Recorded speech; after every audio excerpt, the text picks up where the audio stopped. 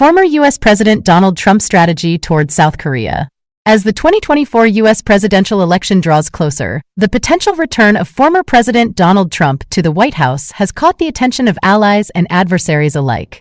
Trump's unorthodox approach to foreign policy during his first term could significantly impact geopolitical dynamics worldwide. One critical relationship that might be affected is the United States' alliance with South Korea. 1. Policy toward North Korea. During his first term, Trump worked closely with South Korea while pursuing North Korea policy. However, if he were to return for a second term, he might break with South Korean President Yoon Suk-yeol's containment approach toward North Korea's nuclear program. Yoon has emphasized strengthening deterrence through the alliance with the United States while pressuring North Korea diplomatically. Trump, on the other hand, favored personal engagement with North Korean leader Kim Jong-un, even suspending military exercises on the Korean peninsula to facilitate diplomacy. 2. Openness to engagement. A second-term Trump might be more open to engagement and accommodation toward Pyongyang than Yoon.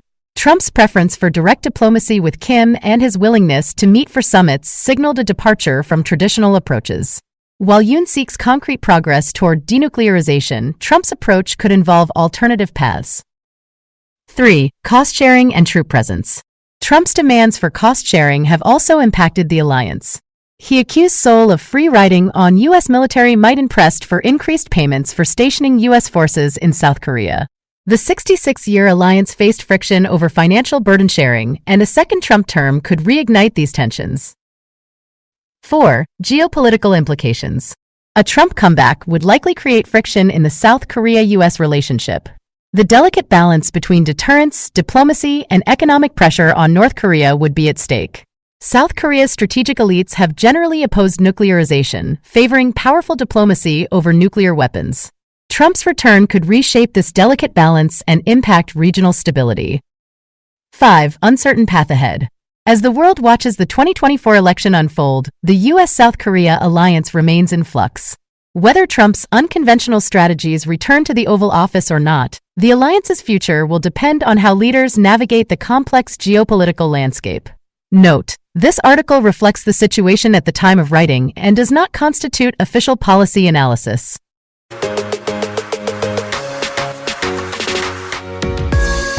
K-pop, a global sensation that knows no boundaries.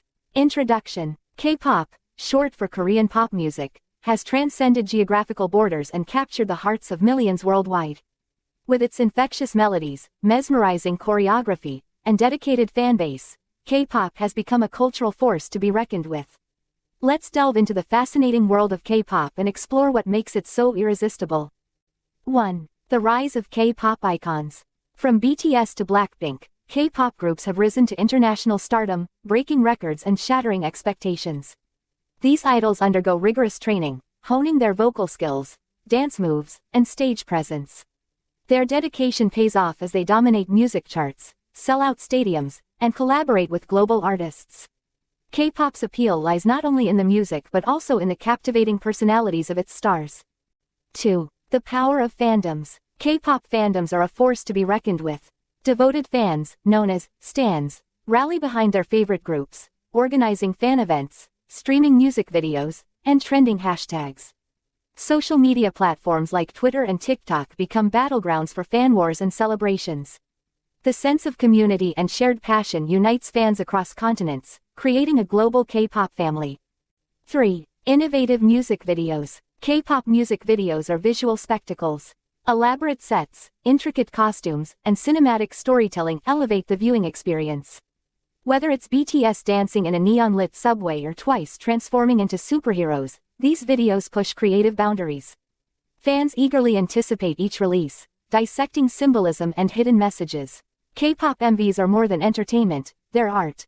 4. Cultural exchange and fusion. K-pop seamlessly blends Korean and Western influences.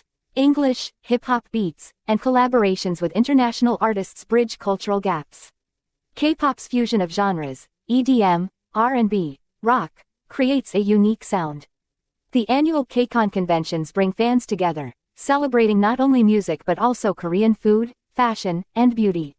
K-pop serves as a gateway to Korean culture, fostering global appreciation. 5. Challenges and triumphs. Despite its global success, K-pop faces challenges. Intense schedules, mental health issues, and industry pressures take a toll on idols. However, their resilience and passion keep them going. As K-pop continues to evolve, its impact on the music industry remains undeniable. From sold-out arenas to viral dance challenges, K-pop's journey is far from over. Brace yourselves. The next chart-topping hit might just be a K-pop anthem.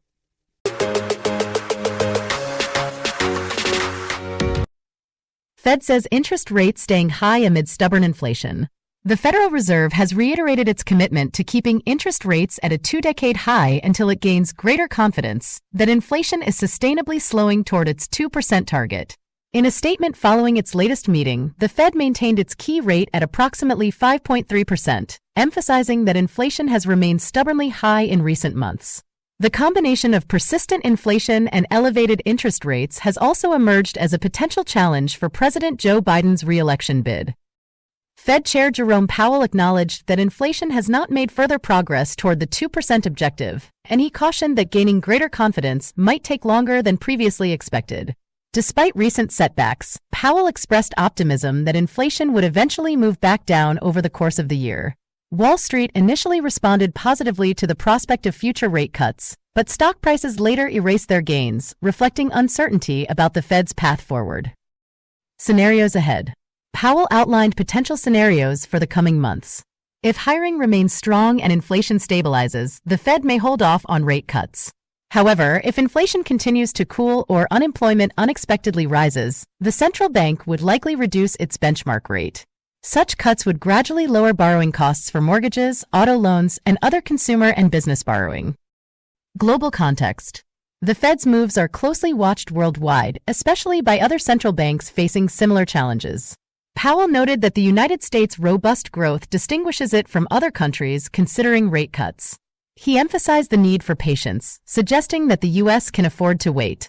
Meanwhile, the Fed also revealed plans to slow the pace of shrinking its holdings of U.S. Treasuries, a measure taken during the pandemic to bolster the economy.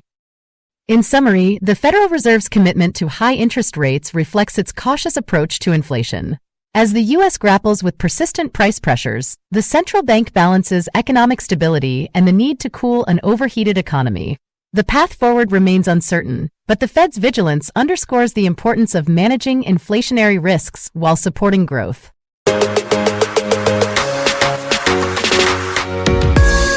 China's economic stagnation, a global concern.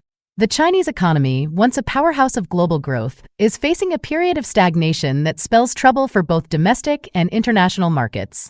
Experts warn that the world's second-largest economy is approaching a dead end, with years of unfulfilled promises of reform and erratic policies leading to weak domestic consumer demand and slowing growth. The root of the crisis. At the heart of China's economic woes is the Communist Party's excessive control over the economy. This has only intensified under President Xi Jinping's tenure, stifling innovation and entrepreneurship. The government's reliance on export surges to revive growth is proving futile as it fails to address the underlying issues of the economic model. Global trade tensions escalate. China's strategy to counteract its economic slowdown by ramping up exports is causing friction with trade partners. The United States and others are growing increasingly concerned about the flood of cheap Chinese goods distorting global markets. This has led to calls for imposing severe tariffs on a range of Chinese goods, further complicating the trade landscape. Domestic discontent and government repression. The economic downturn is leading to widespread discontent among the Chinese populace, who face gloomy economic prospects.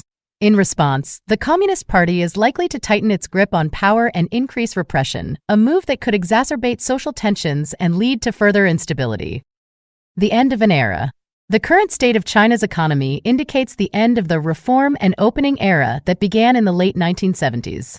With consumers reluctant to spend and trade barriers rising, China's economic miracle seems to have concluded with a whimper rather than a bang. The implications for global economic health are significant, as nations around the world have become deeply intertwined with China's economic fortunes. Title: Pageant Shakeup, Miss USA and Miss Teen USA resign amid controversy. Introduction. In a stunning turn of events, Uma Sofia Srivastava, the reigning Miss Teen USA, and Noelia Voigt, the current Miss USA, have both resigned from their prestigious positions. The back-to-back resignations have sent shockwaves through the pageant community and have raised serious questions about the internal workings of the organization. Miss USA's departure. Noelia Voigt, the first Venezuelan American to win Miss USA, announced her resignation earlier this week. Voigt cited mental health concerns as a primary reason for her departure.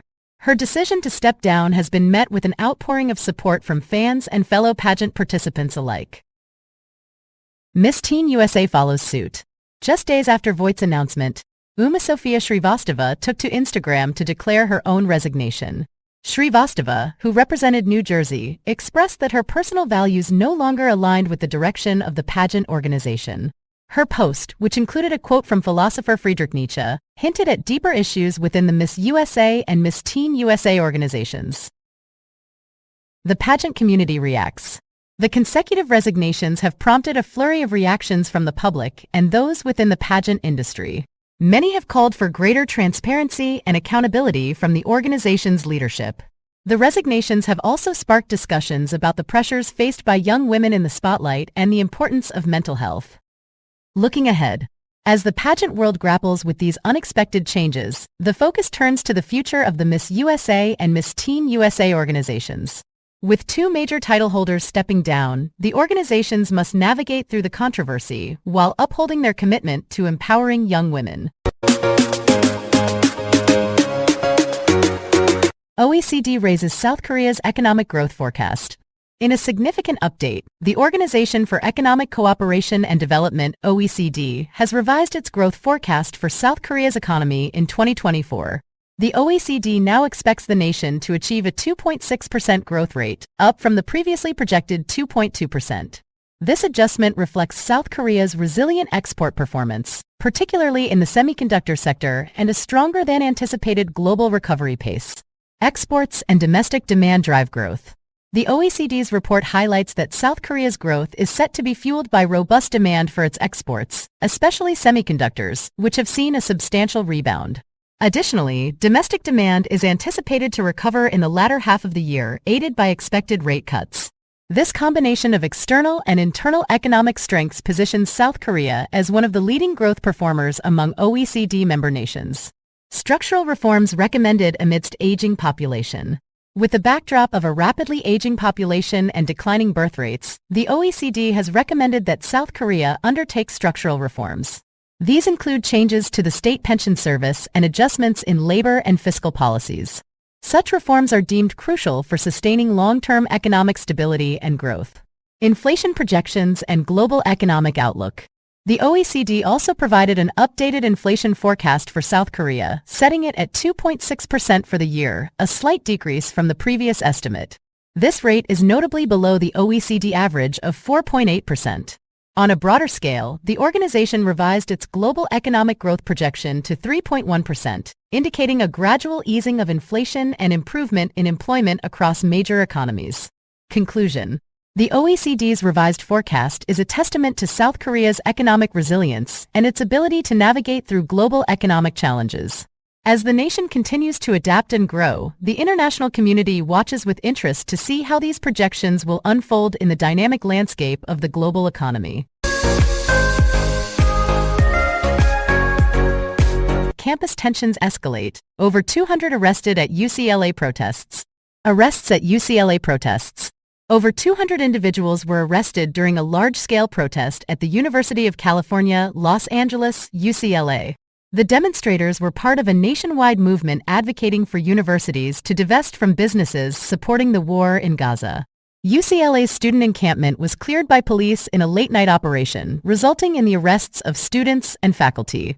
The situation escalated when masked individuals, described as instigators, attacked the encampment, leading to violent clashes.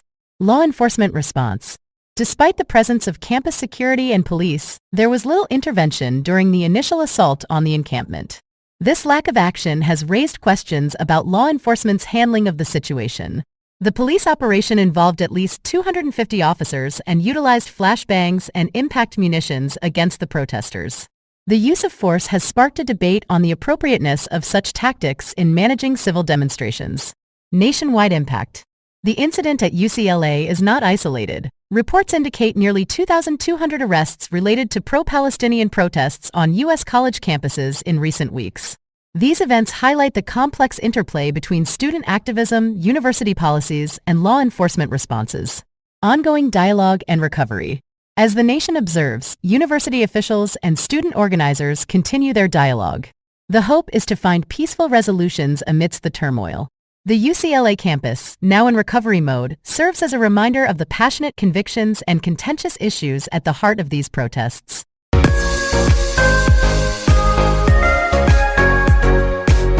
South Korea's defense budget soars amid rising tensions. In a world where the specter of conflict looms large, nations are bracing for the possibility of war by bolstering their military capabilities. South Korea, a nation long under the shadow of its northern neighbors' threats, has taken significant steps to strengthen its defense systems. The South Korean government has proposed a 4.5% increase in its defense budget for the year 2024, with plans to allocate 59.49 trillion won, approximately $45 billion. This move is part of a broader strategy to enhance the country's military readiness amid escalating tensions on the Korean peninsula. The increased budget will cover a range of military expenditures, from the acquisition of advanced weapons systems to the operational costs of running the armed forces. The focus is on ensuring that South Korea remains prepared for any eventuality, with investments in cutting-edge technology and the well-being of military personnel. As the global community watches the developments in East Asia, financial experts also weigh in on the economic implications of war.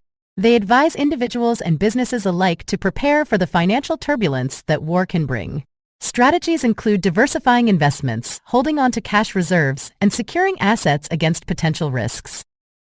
The recent budget proposal by South Korea serves as a stark reminder of the costs associated with maintaining peace and security in an uncertain world. It also highlights the need for prudent financial planning, both at the national and individual levels, to weather the storms of conflict.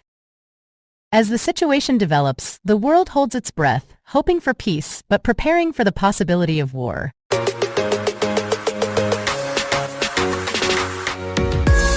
Massive floods threaten tens of millions as intense rains batter southern China. By Nectar Gon, Hassan Tayer, and Martha Zhou. April 22, 2024. Heavy rains have hammered southern China, leading to massive floods that threaten the lives of tens of millions of people. The intense downpours have caused widespread flooding in homes, streets, and farmland, prompting urgent rescue efforts to evacuate trapped residents. Key points. Location: southern China. Impact: tens of millions affected.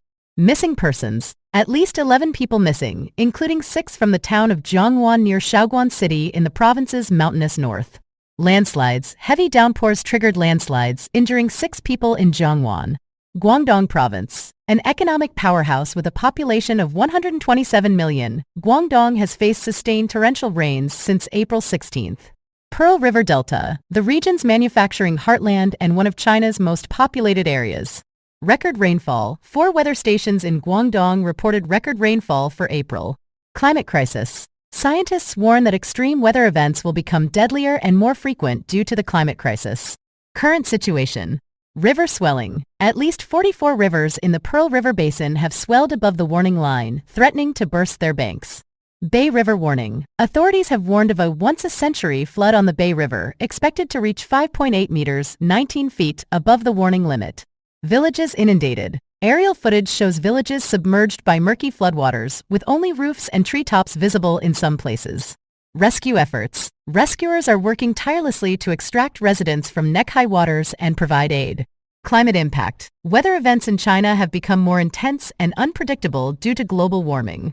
The situation remains critical as authorities raise the flood control emergency response for the Pearl River Delta to level 2. The region's defenses against floods are being severely tested, and communities are grappling with the devastating impact of the intense rains.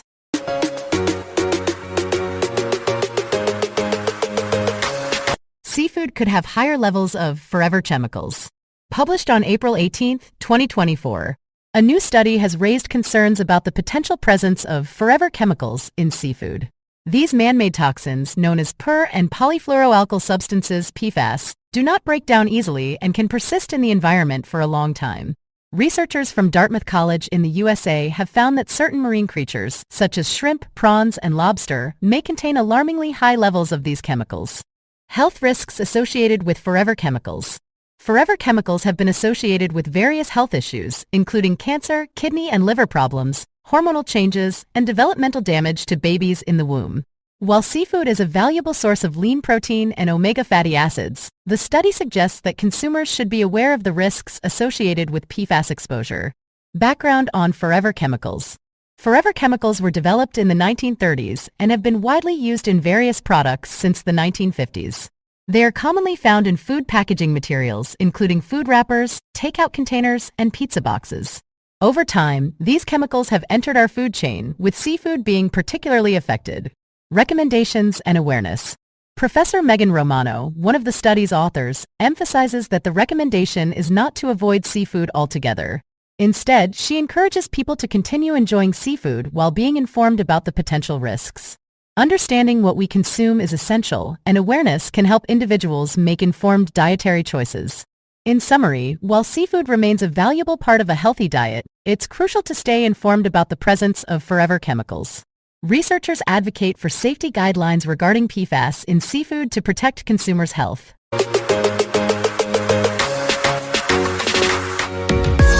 World's first AI beauty contest. The world's first AI beauty pageant, known as Miss AI, has been announced, and AI-generated women can compete to be crowned the digital equivalent of Miss World. Here are some details about the contest. Miss AI competition. The Miss AI pageant is organized by the World AI Creator Awards, WAICAs, a global program dedicated to recognizing the achievements of AI creators worldwide. Competitors can enter the AI-generated women they have created for a chance to win the Miss AI crown. Contestants will be judged based on their beauty, the skill and implementation of AI tools used to create them, and their social media influence as influencers. An expert panel of 4 judges, including 2 AI-generated influencers, Emily Pellegrini and Aitana Lopez, and 2 real people, marketing expert Andrew Block and pageant historian Sally-Ann Fawcett, will rank the contestants. Prizes. The AI creator crowned Miss AI will receive a $5,000 cash prize along with access to Imagine Education's mentorship program, worth $3,000, and PR support, worth over $5,000. The runner-up and third-placed contestants will also win prizes. How to enter. To participate, competitors need to submit an image of their AI-generated woman. They must also answer questions ranging from what would be your one dream to make the world a better place, to technical details about the AI used. Judging and announcement. The Miss AI contestants will be narrowed down to a top 10 before the final 3 are announced at an online awards ceremony in May. AI and beauty contests. In addition to Miss AI, other beauty contests have also explored AI judging. For instance, a contest in 2016 evaluated selfies submitted via an app using a robot jury to select winners. AI creators like Lexi, Aitana Lopez, Emily, and Cassidy have gained popularity for their AI-generated content related to beauty pageants on platforms like TikTok and YouTube. Remember, the future of beauty pageants may include AI contestants alongside real-life participants, bridging traditional pageantry with technology. If you're interested in participating, you can create your own AI beauty contestant and join the exciting world of digital beauty pageants.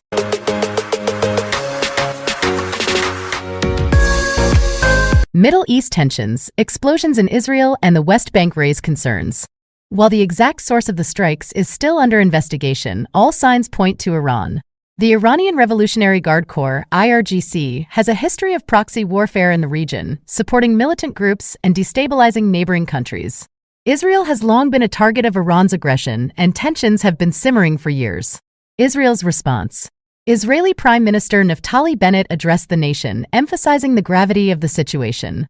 "We will not tolerate attacks on our soil," he declared. "Our air defenses are on high alert, and we will respond with force if necessary." The IDF has been placed on high alert, and security measures have been intensified across the country. Citizens have been urged to remain vigilant and seek shelter if necessary.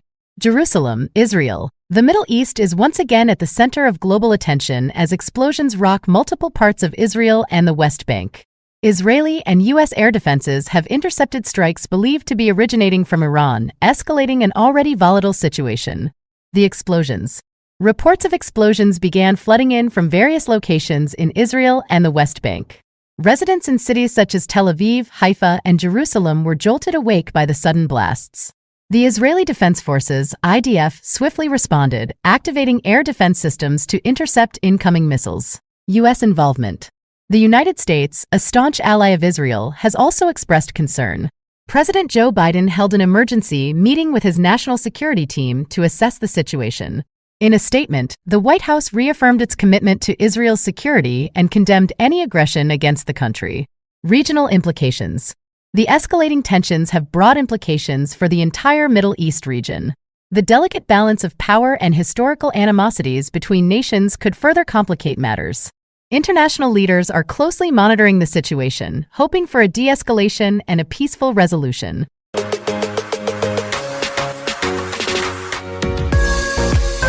South Korean General Election 2024, Opposition Landslide Victory. By Reuters.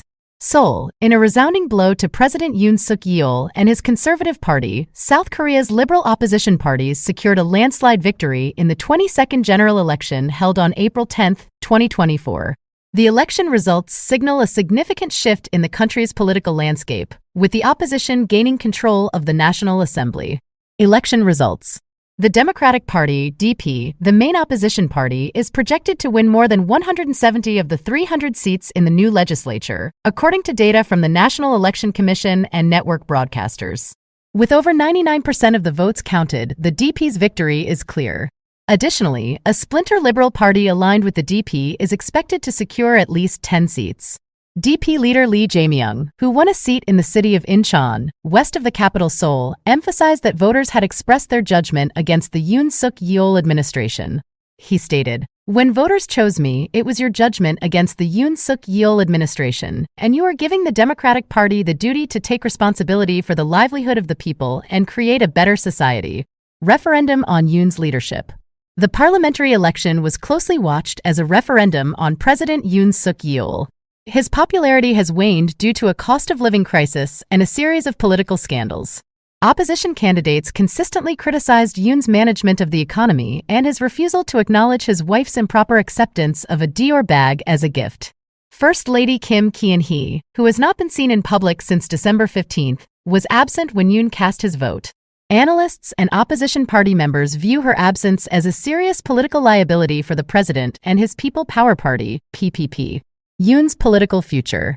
The PPP is projected to win just over 100 seats, preventing the opposition from achieving a supermajority that could override presidential vetoes and pass constitutional amendments.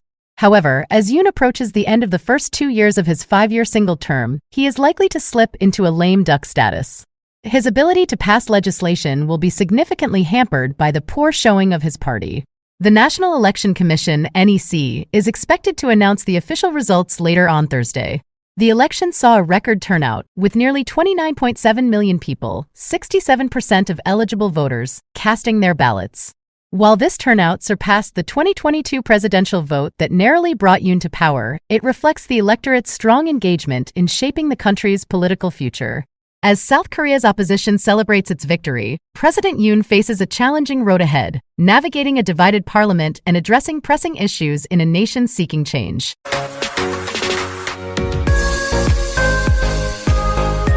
Celestial Dance, the Great American Solar Eclipse of 2024. In the vast expanse of North America's skies, a cosmic ballet unfolded on April 8, 2024. The stage was set and the celestial performers, Earth, Moon, and Sun, came together in a mesmerizing pas de trois. This was no ordinary dance. It was the Great American Solar Eclipse, a spectacle that graced parts of Mexico, 15 U.S. states, and eastern Canada. The moon takes center stage. As dawn painted the horizon, the moon, our silent partner in this cosmic waltz, began its slow traverse across the sun's fiery face. Tens of millions of eager spectators craned their necks upward, donning oversized eclipse glasses. The moon's shadow swept across the land, casting a spell of awe and wonder. The path of totality.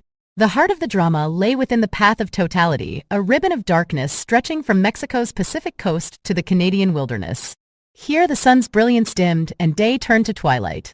In Texas, where the eclipse made its grand entrance, lifelong Texans marveled. For them, this was the first total solar eclipse since 1878, a rare celestial encore, weather's fickle dance. But the weather, too, had a role to play. Clouds and storms threaten to upstage the celestial performance. In Texas, Louisiana, Arkansas, and Oklahoma, 20 million souls held their breath. Would the skies clear in time? In Dallas, the storms loomed, scheduled to arrive after the eclipse's peak. Houston, Austin, and San Antonio watched, hoping for a celestial reprieve. Bananas and eclipses. And what of bananas? Let's measure the moon's shadow in fruity lengths. An average banana stretches about 7.5 inches. Now imagine stacking 46,449 bananas, one atop the other.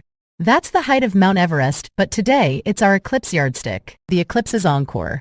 As the moon completed its celestial pirouette, the sun emerged triumphant. Daylight returned, but hearts remained touched by the ethereal. The next total solar eclipse on U.S. soil won't grace us until March 2033, and it'll be Alaska's private show. For the contiguous U.S., the next rendezvous with totality awaits in August 2045, from California to Florida. And so, dear Skywatchers, we bid adieu to the great American eclipse of 2024. It danced across our hearts, leaving memories etched in starlight. Until the next cosmic overture, keep your eyes on the heavens, where bananas measure time and eclipses weave their magic. Brent crude ascends, geopolitical tensions fuel price surge. By Financial News Today. In a market stirred by geopolitical unrest, Brent crude oil prices have soared, settling above $90 for the first time since October. The price surge. Brent futures. Brent futures for June climbed above $91 a barrel before settling at $90.65, marking a 1.5% increase. WTI futures. U.S. West Texas Intermediate WTI futures for May also rose, settling at $86.59 a barrel, a 1.4% rise. Geopolitical tensions.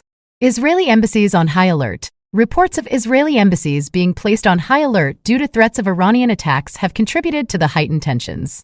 Iran's vow for revenge. Following an attack that killed high-ranking Iranian military personnel, Iran has vowed revenge against Israel, though Israel has not claimed responsibility for the incident.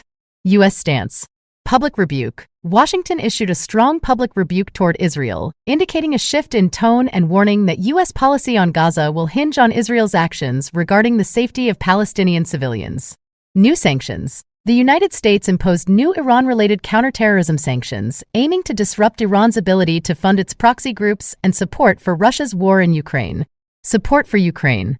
NATO membership. U.S. Secretary of State Antony Blinken stated that Ukraine will eventually join NATO, with support for the country remaining rock solid among member states.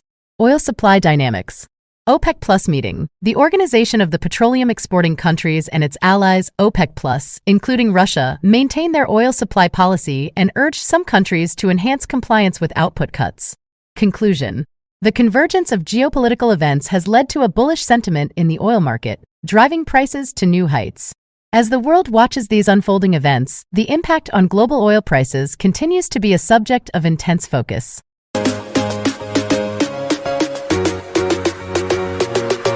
Most of us want to live to 100.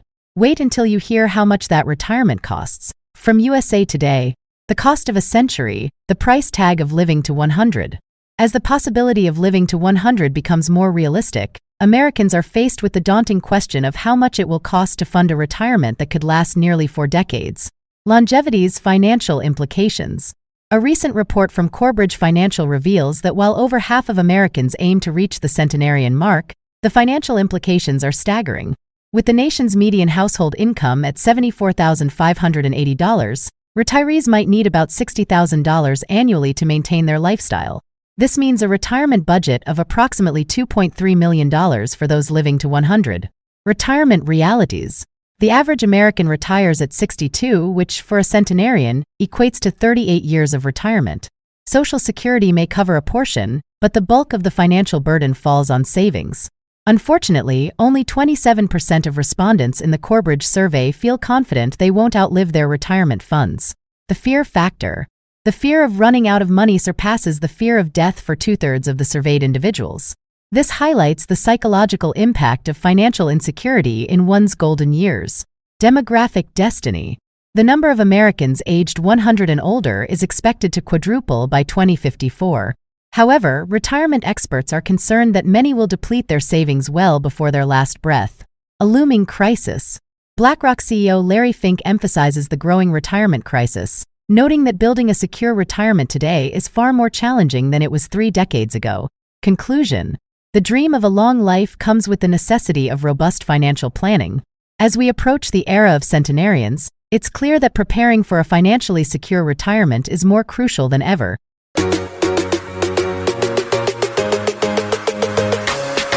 Baltimore Bridge Collapse, a tragic day on the Patapsco River. By the Associated Press. Since early Tuesday morning, Baltimore has been grappling with the aftermath of a devastating bridge collapse. Here's what we know so far. The incident: a container ship lost power and collided with the Francis Scott Key Bridge, causing it to snap and plunge into the icy waters of the Patapsco River. Several vehicles tumbled into the river, leading to a frantic search and rescue operation. The impact: mass casualty incident. Authorities are treating this as a mass casualty multi-agency incident. Approximately 20 people are missing and multiple vehicles are submerged. Unsafe conditions. Rescuers face challenges due to debris hanging from the collapsed structure, freezing temperatures, and limited visibility. The bridge. The Francis Scott Key Bridge, a vital link of Interstate 695, the Baltimore Beltway, extends over the Patapsco River. It spans 1.6 miles and serves as the outermost crossing of Baltimore's harbor. Survivors' accounts. One survivor described the collapse as something out of an action movie. Others shared their experiences of being trapped and the chaos that ensued. Historical context. The bridge is named after Francis Scott Key, who penned the lyrics to the Star-Spangled Banner while observing a battle in these same waters over 200 years ago. Bridge disasters. The collapse of human-built spans has occurred before, from Texas' Queen Isabella Causeway in 2001 to Florida's Sunshine Skyway Bridge in 1980. As rescue efforts continue, Baltimore mourns the loss and grapples with the impact of this tragic event. Our hearts go out to the families affected by this catastrophe.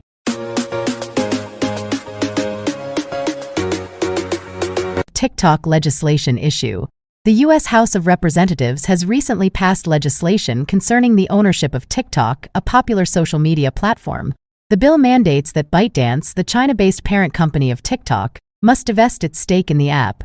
This action stems from concerns over national security and data privacy, given the app's potential access to sensitive user data and the Chinese government's influence over domestic companies. The legislation has sparked a significant response from TikTok's user base, many of whom are young Americans. TikTok has actively encouraged its users to reach out to their representatives, providing a direct link to contact information through the app. This campaign aims to preserve the platform that has become a vibrant community for millions in the U.S. Senator Tom Tillis's office reported receiving approximately 1,000 calls following the House's decision, reflecting the intense public interest and concern over the future of TikTok in the country.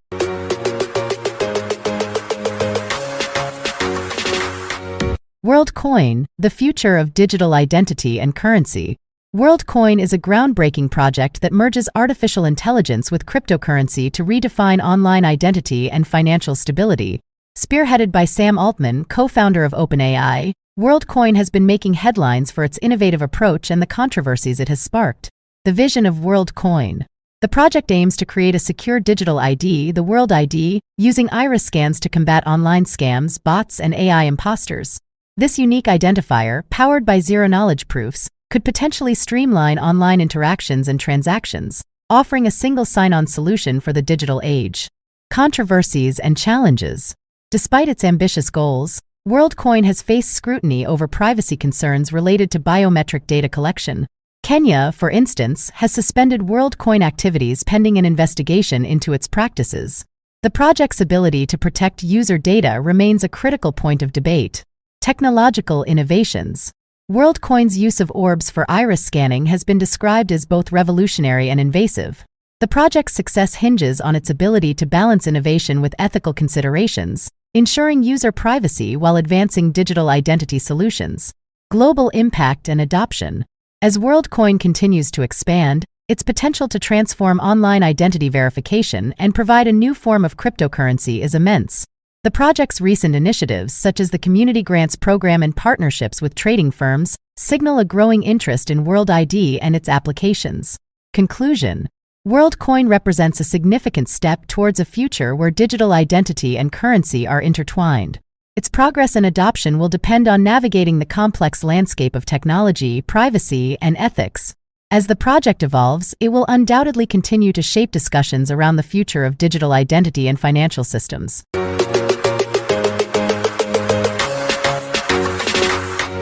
Border security deadlock heightens risk of government shutdown. In a tense standoff on Capitol Hill, the fate of the nation hangs in the balance. A border security deadlock threatens to plunge the federal government into a shutdown, casting a shadow over critical services and leaving millions of Americans in limbo. The high-stakes battle. At the heart of the impasse lies the contentious issue of border security funding. With the clock ticking, Congress and the White House find themselves locked in a high-stakes game of political brinkmanship.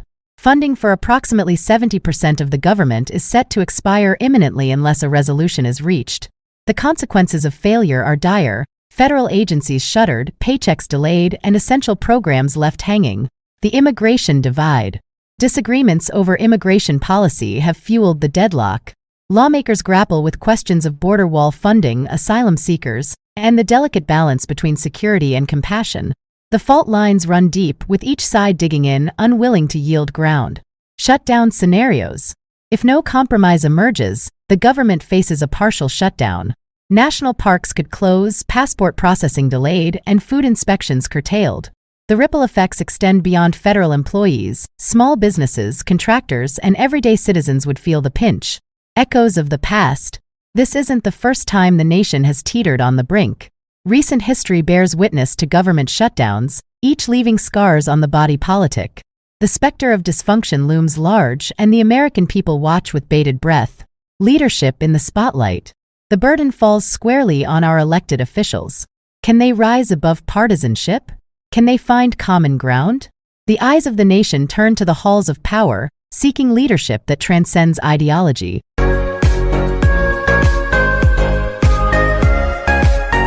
In a landmark move, Congress has passed a historic bill that promises to revolutionize America's infrastructure. The bill, a cornerstone of the current administration's agenda, pledges to inject billions into the nation's veins, revitalizing aging roads, reinforcing weary bridges, and rejuvenating public transportation systems. A unifying leap forward. This bipartisan effort represents a significant achievement in a time often marked by division. It signals a collective stride towards unity and progress, with lawmakers from both sides of the aisle coming together to lay the groundwork for a more connected future. The bill's highlights. The bill earmarks substantial funds for the repair and construction of highways, ensuring safer and more efficient travel for millions.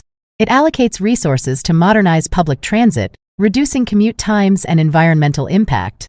A portion of the budget is dedicated to the development of sustainable infrastructure, aligning with global efforts to combat climate change. Economic implications. Economists predict that this massive influx of funding will create jobs, stimulate economic growth, and enhance the nation's competitive edge in the global market. Small businesses, construction firms, and local communities stand to benefit significantly from the upcoming projects.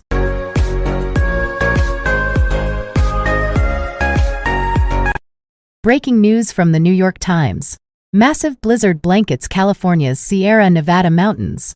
In an extraordinary weather event, a colossal blizzard has descended upon the western United States, unleashing its fury on California's majestic Sierra Nevada mountains. As snowflakes dance and swirl, the landscape transforms into a pristine white canvas, with up to 10 feet of snow predicted in the higher elevations. Impact and challenges. The blizzard's relentless assault has disrupted normalcy, challenging residents and travelers alike. Interstate 80, a vital artery connecting the region, remains shut in both directions due to the sheer volume of snow. Emergency crews, snowplows, and tireless volunteers battle the elements, striving to keep roads clear and communities safe. The unyielding storm. As the storm rages on, it tests the mettle of those who call this rugged terrain home. Snowdrifts pile high against buildings, and icicles dangle like fragile chandeliers. Schools suspend classes, businesses shutter, and families huddle by crackling fireplaces, their breath visible in the frigid air.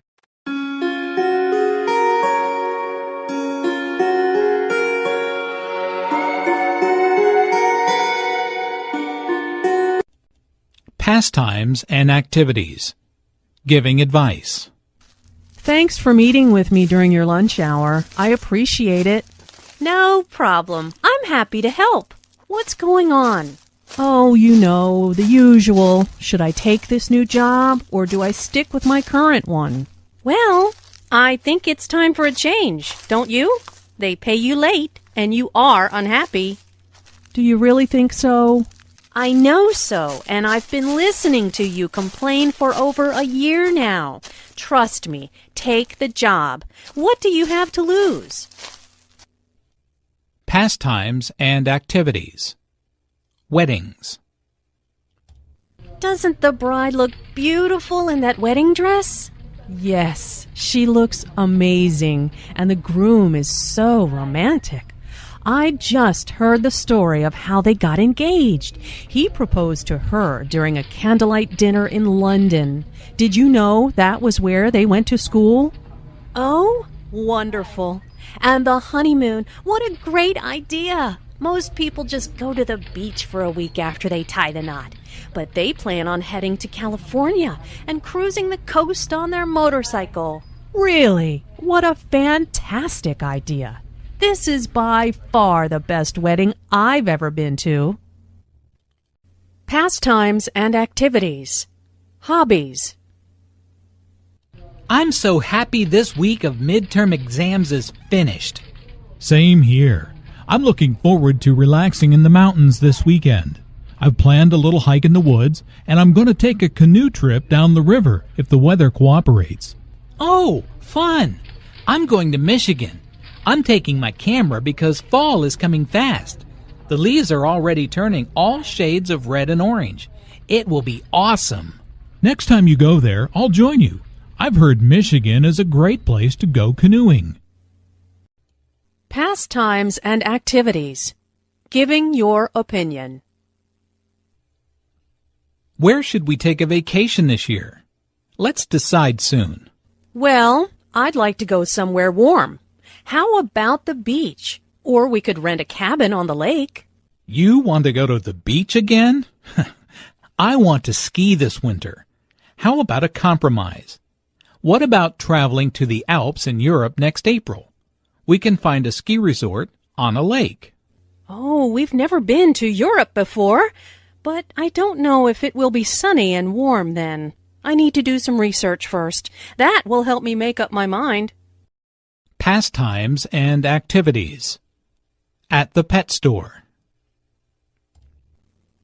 Oh, what a beautiful cat.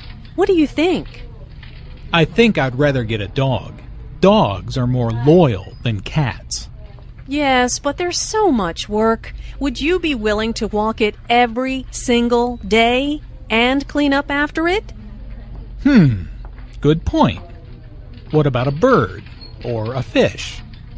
We'd have to invest a lot of money in a cage or a fish tank, and I really don't know how to take care of a bird or a fish.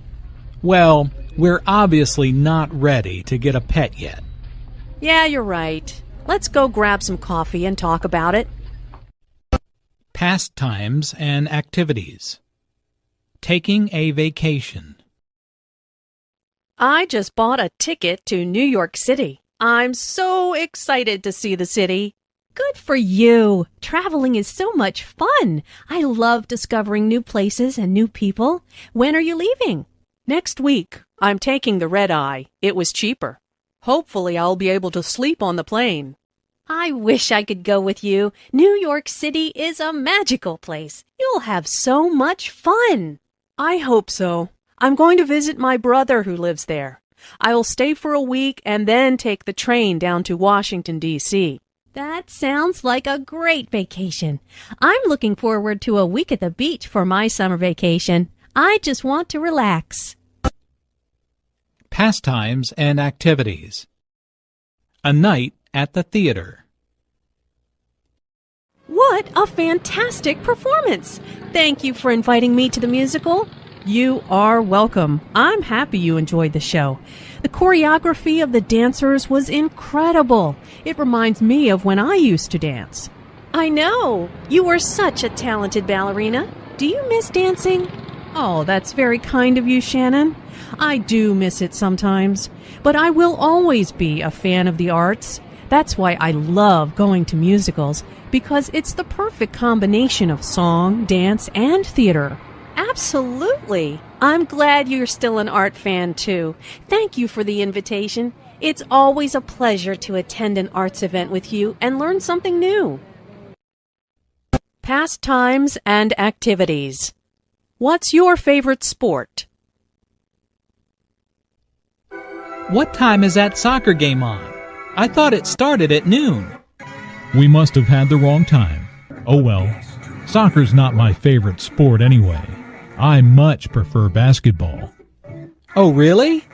I thought your favorite sport was tennis. I'm a big fan of basketball, too. How about a game sometime? Sure thing.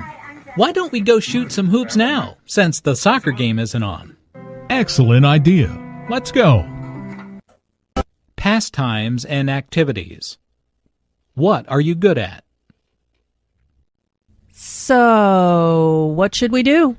Well, I like to do arts and crafts, and I'm really good at drawing. What do you think? How about playing a board game? That'd be more fun. Okay, let's play Scrabble. I'm really good at spelling, too. Oh, yeah? We'll see about that. Pastimes and activities. At the movies. We'd like 2 tickets for the 3:30 show, please. Here you go. Enjoy the movie.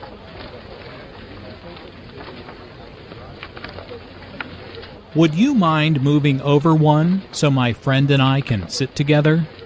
No, not at all. Thanks a lot. Pastimes and activities. How old are you? I'm really excited for Aunt Mary's surprise birthday party this afternoon. Aren't you? Yeah, how old is she? She'll be 55 on May 14th. Wow, I didn't know that my mom was older. She's going to be 57 on September 2nd. Anyway, Aunt Mary's going to be so surprised to see us all here. I know, but we still have to get all the food set up before she gets here. Okay, we're all ready now. Shh, she's here. Surprise! Around town.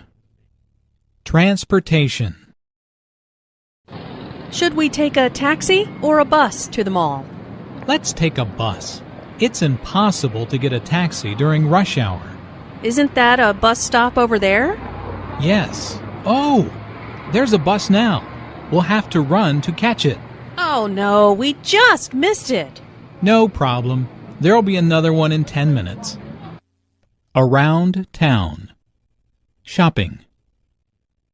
Can I help you? Yes, I'm looking for a sweater in a size medium. Let's see. Here's a nice white one. What do you think? I think I'd rather have it in blue. Okay. Here's blue in a medium. Would you like to try it on? Okay. Yes, I love it. It fits perfectly. How much is it? It's $50. It will be $53 with tax. Perfect. I'll take it. Around town. Catching up after class. Hey, how did your physics exam go? Not bad, thanks. I'm just glad it's over. How about you? How'd your presentation go? Oh, it went really well. Thanks for helping me with it. No problem. So, do you feel like studying tomorrow for our math exam?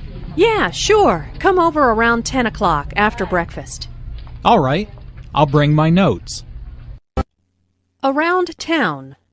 At the post office. What can I do for you today?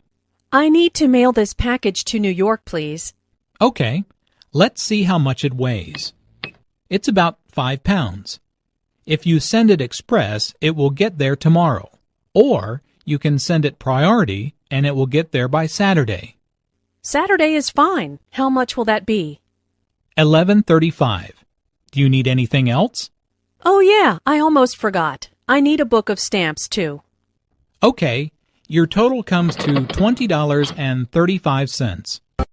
Around town. Running errands. Hi there. How can I help you? Well, I'm in town visiting for a few days, and I need to get some things done while I'm here. Sure. What do you need? I need to get my hair cut. I also need to have my new pants hemmed. Okay, here's a map of the city. There's a good hair salon here, which is just a block away, and there's a tailor right here. Is there anything else? Yes, I'll need to have my car serviced before my long drive home. No problem. There's a good mechanic a few blocks away. Around town. At the supermarket.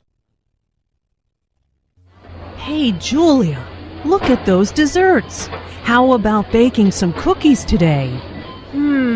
Yeah, that's a great idea. While we're here, let's pick up the ingredients. Okay, what do we need? The recipe calls for flour, sugar, and butter.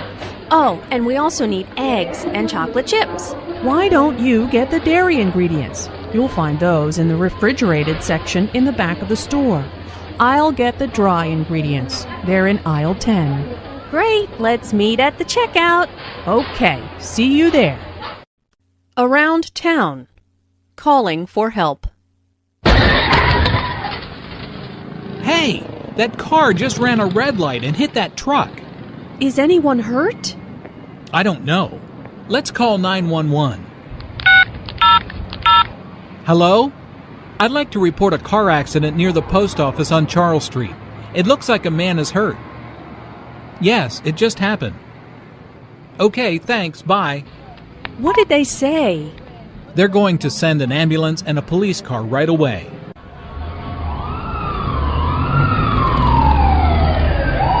Good, they're here. I hope the man is okay. I know. You have to be so careful when you're driving. Around town. Asking directions. Excuse me, could you tell me where the library is? Yes, it's that way. You go 3 blocks to Washington Street, then turn right. It's on the corner, across from the bank. Thanks. I've only been in town a few days, so I really don't know my way around yet. Oh, I know how you feel. We moved here a year ago, and I still don't know where everything is. Around town. At the doctor's office. What seems to be the problem? Well, I have a bad cough and a sore throat. I also have a headache. How long have you had these symptoms? About 3 days now, and I'm really tired, too. Sounds like you've got the flu. Take aspirin every 4 hours and get plenty of rest. Make sure you drink lots of fluids. Call me if you're still sick next week. Okay, thanks. Around town. Ordering a meal. Hello, I'll be your waiter today. Can I start you off with something to drink? Yes. I'll have iced tea, please. And I'll have lemonade. Okay, are you ready to order, or do you need a few minutes? I think we're ready. I'll have the tomato soup to start, and the roast beef with mashed potatoes and peas. How do you want the beef? Rare, medium, or well done? Well done, please. And I'll just have the fish with potatoes and a salad. Introductions and small talk. Weather report. It's freezing outside. What happened to the weather report? I thought this cold front was supposed to pass. Yeah, I thought so too. That's what I read online this morning. I guess the wind chill is really driving down the temperature. Can we go inside? I feel like my toes are starting to go numb. Introductions and small talk. Coincidences. Well, hello there, Julia. Long time no see. Meg, hi. What a coincidence. I haven't seen you in ages. What are you doing here? I just got a new job in the city, so I'm shopping for some clothes. Hey, what do you think of this shirt? Well, you know how much I love blue. See? I've got the same shirt. You always did have good taste. What a small world. Introductions and small talk. A telephone call. Hello? Hi, Stephanie. How are things at the office?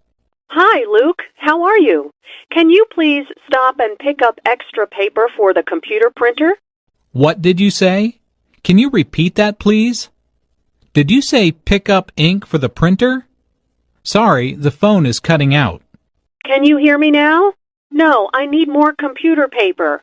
Listen, I'll text you exactly what I need. Thanks, Luke. Talk to you later. Thanks, Stephanie. Sorry, my phone has really bad reception here. Introductions and small talk. A telephone call. Hi, Alice. It's John. How are you? Oh, hi, John. I was just thinking about you. That's nice. I was wondering if you'd like to go to a movie tonight? Sure, I'd love to. What's playing? I was thinking about that new comedy, Lights Out. What do you think? Sounds great. Okay, I'll pick you up around 7:30. The movie starts at 8. See you then. Bye. Introductions and small talk. What time is it? What time is it? We're going to be late. It's 7:15. We're on time. Don't panic. But I thought we had to be at the restaurant by 7:30 for the surprise party. We'll never make it there with all this evening traffic. Sure we will. Rush hour is almost over. Anyway, the party starts at 8. But I do need help with directions. Can you call the restaurant and ask them where we park our car? Introductions and small talk. Informal introductions. Who's the tall woman next to Barbara? That's her friend, Mary. Didn't you meet her at Steve's party? No, I wasn't at Steve's party. Oh, then let me introduce you to her now. Mary, this is my friend Jim. Hi, Jim. Nice to meet you. You too. Would you like a drink? Sure, let's go get one. Introductions and small talk. Informal introductions. How's it going? Fine, thanks. And you? Just fine. Where are you off to? To the library. I've got a history exam next week and need to start studying. Ugh. Oh, no. Well, I'll see you later then. Good luck. Thanks. See you later. Introductions and small talk. Formal greetings. Good morning, Professor Austin. How are you doing? Good morning, James. I'm doing well. And you?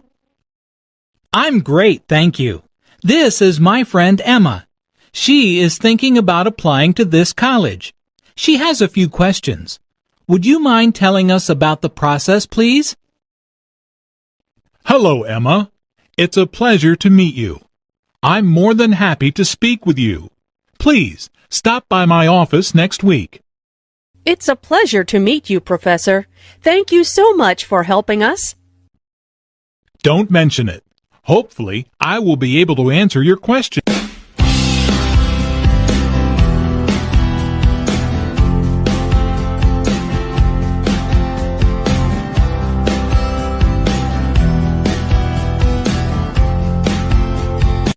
What have you been doing this week? Well, mostly all of my days start with getting up at 6:30 and going to the pool to practice with my year-round swim team. At 8, I head over to another pool to coach a swim team. That's one of my part-time jobs. I finish at 11 and get home around 11:30 or so. Usually I go home and eat lunch and get my relaxation for the day. What do you do in the afternoons? After lunch, I usually go back to the pool, either to lifeguard or to hang out with friends.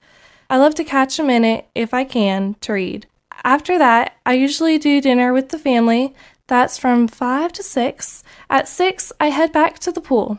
I coach a night practice. After practice, like 9-ish, I spend time with the family. We play Wii or watch a movie.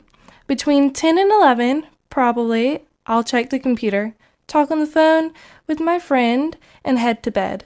Full days. What do you do on the weekends? On the weekend, I usually have Saturday off. I like to get out with my friends, go shopping, just relax. It's nice not to be at the pool.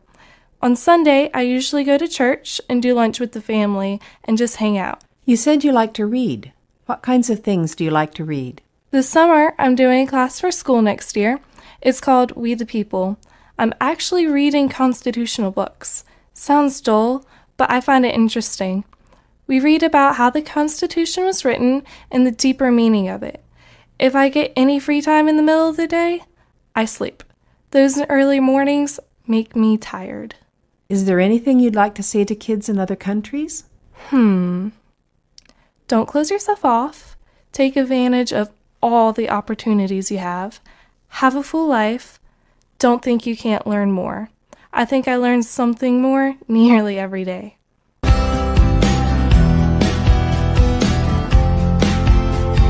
What have you been doing this week? I bought a ukulele. I'm studying for exams and I'm playing the drums. Where do you play drums? At my house. I have lessons there. A teacher comes to my house.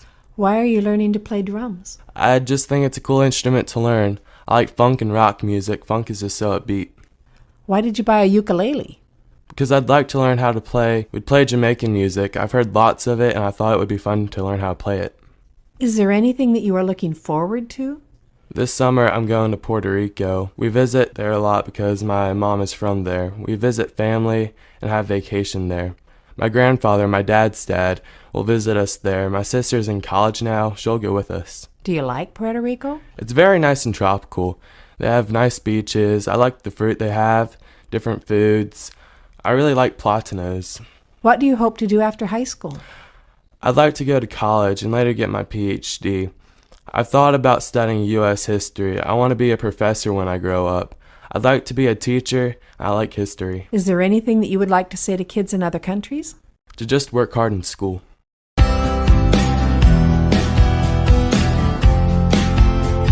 What have you been doing this week? I've been going to school. I'm taking art, world history, Spanish, geometry, English, and earth science. They're all honors classes, except Spanish. There are no honors classes in Spanish. What are you doing in art class? We learn how to draw things. We learn how to hold pencils and get different shades. I'm drawing a tiger right now. We also learn to use pastels and paint. Is it your favorite class? Yes. Have you been doing anything else? Hanging out with my friend Claire. I always wrestle her little brother. I sleep a lot, really, and I eat a lot. It doesn't show, though. Are you growing a lot? Teenage boys often eat and sleep a lot because they're growing a lot. I've been growing for quite a while now. Is there anything happening at school? We have been having midterms. They're the middle of the year tests. The tests are hard, especially in honors classes. Is there anything that you're looking forward to? Summer. My family's going to California. I have a mother and a father and a little sister. My mother says she's sick and tired of staying in the house, so we're hitting up Cali. We'll go to Los Angeles. I'm just sort of going along with whatever my mom says. What do you want to do after high school? Go to college. I want to study health sciences or medicine. I think I can earn a lot of money that way. I like to do sports medicine. Is there anything that you would like to say to kids in other countries? What's up?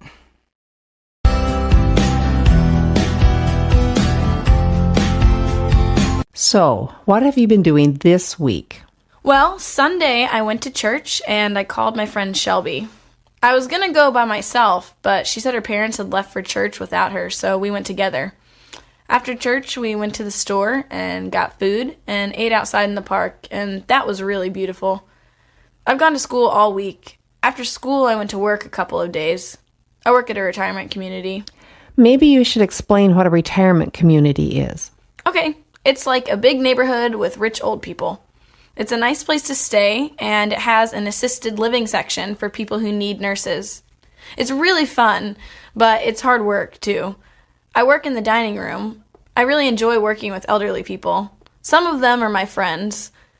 Not all the time, but sometimes you can tell you bless them just by being there. What else have you been doing? I started track this week. The track season started 2 months ago, but 2 of the girls got hurt, so the coach asked if I would run. Everyone else was in shape, so I was running and inside going, ow. That was Friday, so then I went to my second job to waitress at a Japanese restaurant. It was really busy, so I pretty much worked my butt off because you have to clean and a lot of things. A friend picked me up, and we went to her house for a birthday party after work. We ate way too much ice cream and stayed up way too late because I had to get up early Saturday morning and go to school to help with landscaping for community service. At my school, a certain number of hours of community service are required each year, so I choose things I like. I had a really good time, as much fun as you can have weeding and mowing and potting flowers. I killed my back because I had to go between the cracks of the bricks in the sidewalk and clean out moss. It was kind of hard. I went home, took a nap, and then I went to work again at the Japanese place. So you are really busy. Do you enjoy your life? Yeah, I do. Sometimes I don't like being so busy. Today I couldn't go to church because I had to go to work at 11. So I got a teaching tape and some food and got back in bed and listened to the tape and ate breakfast in bed. I copied part of Psalm 146 onto a card and put it in my pocket when I went to work because it blessed me tons. Because everything is better when you're focused on God and not on yourself. Is there anything that you would like to say to kids in other countries? I hope people who read this won't think I'm lazy or anything. I really don't think they will.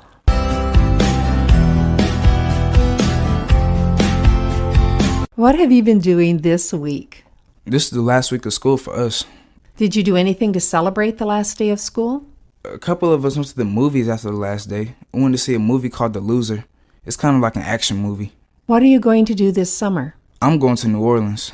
It's a Habitat for Humanity trip. We'll be building a house and also sightseeing. I think there are 13 of us kids and then there's parents.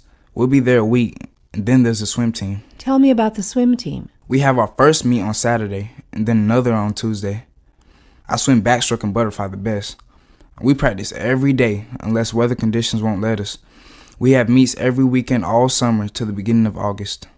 Are you planning anything else? My dad and I are going to Boy Scout summer camp. This is like my 5th time. I'm going to be doing archery and a couple other merit badges. We stay in Adirondacks. They got 3 sides, a roof, and an open front.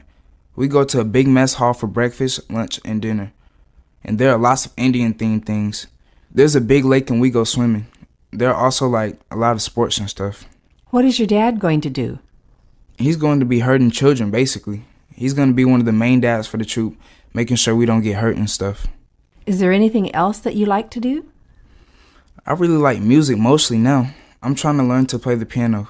That's going to be hard. I already play the trumpet. Is there anything you'd like to say to kids in other countries? Hello, from America.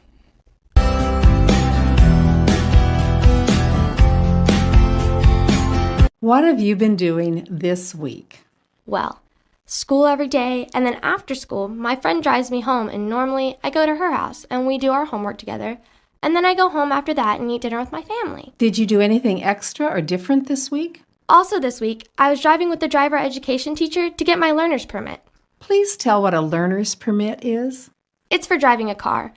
First, I have to take 3 weeks of classes, 4 hours a day, 4 days a week to study for the book test.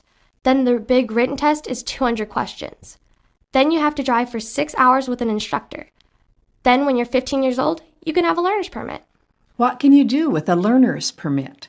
You can drive any time during the day until 9 o'clock p.m. with an adult in the car with you. The adult has to have a driving license for 5 years. Then when you're 16 years old, you can get your driving license. What do you do on weekends? Sunday I go to church and youth group.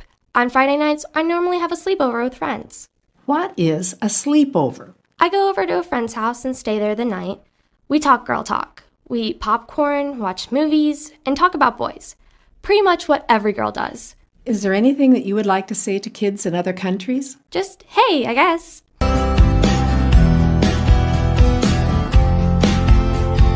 What have you been doing this week? I want to talk about what I did 2 weeks ago. Is that okay? Well, sure.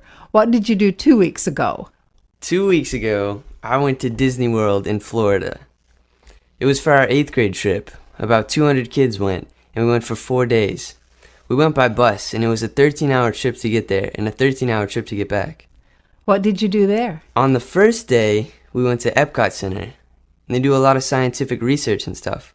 So we learned about chemistry there.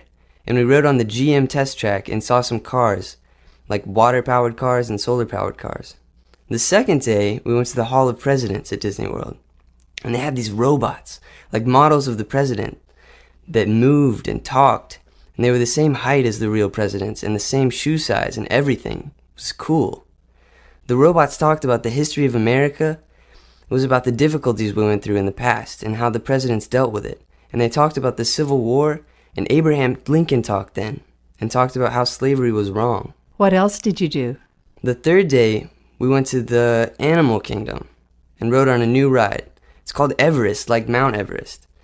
It's a roller coaster. It goes like 40 miles an hour, and it goes backwards part of the way, and a Yeti pops up. We rode that thing like 18 times. We just rode it all day. One of my friends threw up everywhere, so we took a bus back to where we were staying. I roomed with 3 people, and our room was connected to a room with 3 more boys and one of my friend's dad. And 3 of the 7 people on the bus ride threw up. It was a crazy bus ride. That night people were sick. It was from riding Everest. On the 4th day, we went to MGM, and they closed a section of the roller coaster and made it so it was just for the 8th graders. It was awesome. They closed down that part of the park for us, and that was the most fun, and we rode it all day. Then we came home on the bus, and it was 6 in the morning, and our parents came to get us. We slept on the bus. Is there anything you'd like to say to kids in other countries? I hope you get to go to Disney World someday.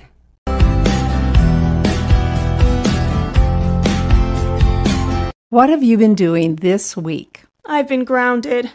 My report card was so bad that I hid it from my parents. Then the school mailed another one. I was at my grandmother's house when my dad came and got me. I can't do guitar lessons or hang out with my friends or go on the computer. I'm grounded from the internet. How long are you grounded for? Until my grades get better. Are you studying hard? Yeah, I have no choice. That's the only thing I can do now. I have to study. What are you doing here today? Every 2 months I come here with my family. I like it. We feed people who are homeless or who have been in jail. I serve and help make food. What classes are you taking at school? English, world history, art, earth and environmental science, algebra 1, PE and health. Is there anything that you would like to say to kids in other countries? Don't do drugs. I've seen people do drugs, and it's bad. Study hard.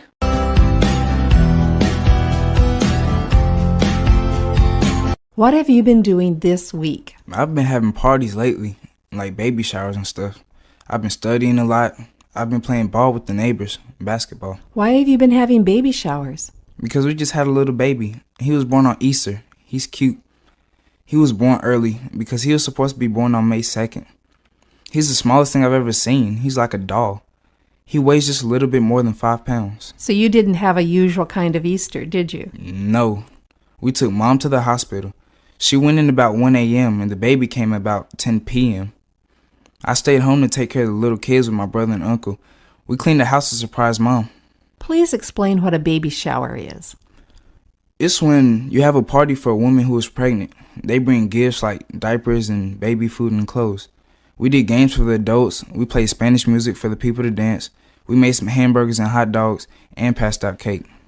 What classes are you taking? Science, social studies, math, language arts, reading lab, guided studies. That's when they help you study. And health. What languages do you speak at home? Spanish and English. With my brother, I speak English because we're used to English. But with my mom, I speak Spanish. With my dad, I speak both. We talk both languages, really. I was born in Puerto Rico, and I was about 7 when we came to the mainland U.S. I didn't speak English. We were in Wisconsin, and there aren't a lot of Spanish speakers in Wisconsin. The teachers would take me out of class to learn English. Is there anything that you are looking forward to doing this summer? We'll probably go to Myrtle Beach this summer. It's a whole family trip. We go to the beach or hang out at the pool at the hotel. We go out to eat and to the fun park. It has roller coasters and stuff. Next Friday is the 8th grade dance. It's like a prom, but for 8th graders. You take a date, you dress in a suit, and you go to the dance and have fun there.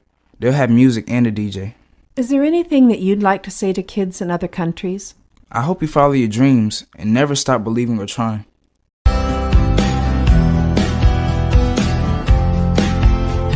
What have you been doing this week?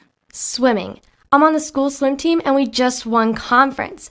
First place. It's like the 3rd most intense meet of the whole season and we won. What's happening at school? We just had exams, midterms, and it was crazy. Now I have SATs coming up and I've got to take SATs classes. Is there anything else coming up? My birthday is in 2 months and I'll be 17 and I'm going to buy a car. It's an 89 Toyota with 4-wheel drive and 33 1250 tires and 4-inch lifters and a roll bar. I have to pay for it myself. I have to pay for the insurance, which is expensive, but I don't mind. I work and I've been saving for it. Do you like working here? I get paid to smile and talk to people. I like this job. It's fun. The bosses train us to do second mile service. They teach us the best ways to talk to the customers. We have to say, "How may I serve you?" not, "Can I help you?" And when we carry something for our customer, we always say, "I'll carry this for you," not, "May I carry this for you?" because people don't like to ask for help. What are you looking forward to this year? Well, next year I have to make some big decisions. After high school, I might train to be a CNA and an EMT and join the Air Force, or I could commit to the Army and they would pay for me to train as a nurse. Right now, I'm an explorer at the Fire Academy, where we learn about being a firefighter and an EMT. I get to ride along on the rescue and fire trucks and learn what they do. Is there anything you'd like to say to kids in other countries? Hey, what's up?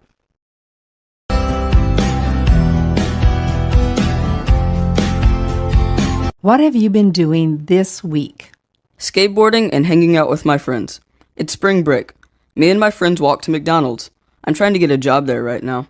I dropped job applications at like 6 of them, everywhere.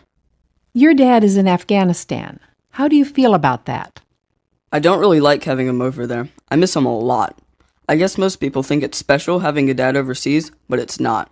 It's really hard, and I don't get to see him a lot. When he comes home, we eat out a lot. We spend money. We play Call of Duty a lot. That's a video game. My brother and my dad and me. We work out together.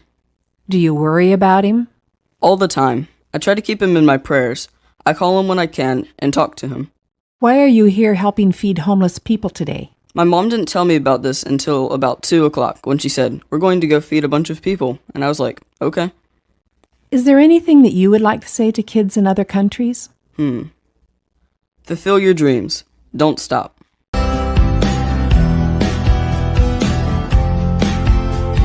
What have you been doing this week? Well, this week I've been working on schoolwork and going to a swim class to get ready for a swimming meet. What are you doing in school? Oh, a lot of stuff. Math and biology and history. And I've been learning Italian. You're homeschooled, aren't you? Tell me about it. I guess it's like going to public school. But the school is only a few feet away and the teacher is your mother. My sisters and brother are my only classmates. I'm the only one in my grade.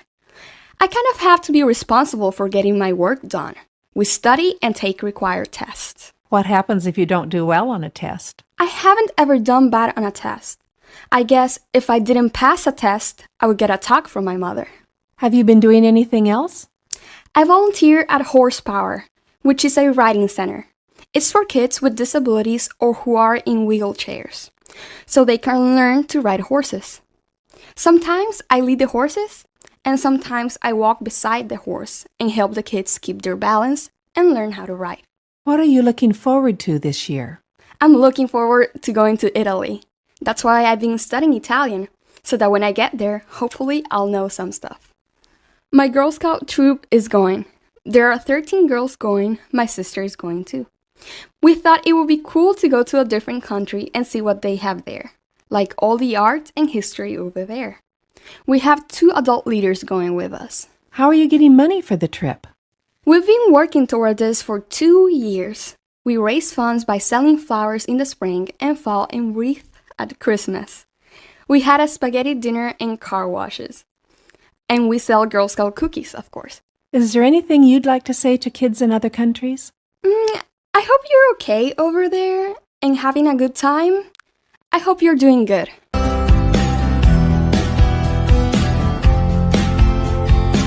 What have you been doing this week? This has been a busy week. I have lots to tell. Monday, I went to school and then I went to work Monday night. And Tuesday, I went to school, but only for half a day because I went on a field trip with my photography class to a local college to take pictures. And then on Wednesday, I went to a baseball game for the whole class day because all of the students who made honor roll got to go on a baseball trip. And then Thursday, I went to school and I went to work Thursday night. And then on Friday, I went to school, and then Friday night, I went to the big birthday dinner of one of my really close friends. And today, I'm here at the service project. What do you do when you go to work? I'm the front desk secretary at a counseling center. Are you graduating from high school? I'm going to graduate this year. What will you do after that? I'm planning on going to Appalachian State. I'm going to be a double major in photography and Spanish with a minor in social work. Why do you want to study these subjects? Well, I guess these are the things that I'm extremely fond of. I love photography, and helping the Hispanic community is what I'm really passionate about. Is there anything that you would like to say to kids in other countries? Well, I don't know. I guess always think the best of people. People are trying to be the best they can be. There is hate in the world, but there is also a lot of love.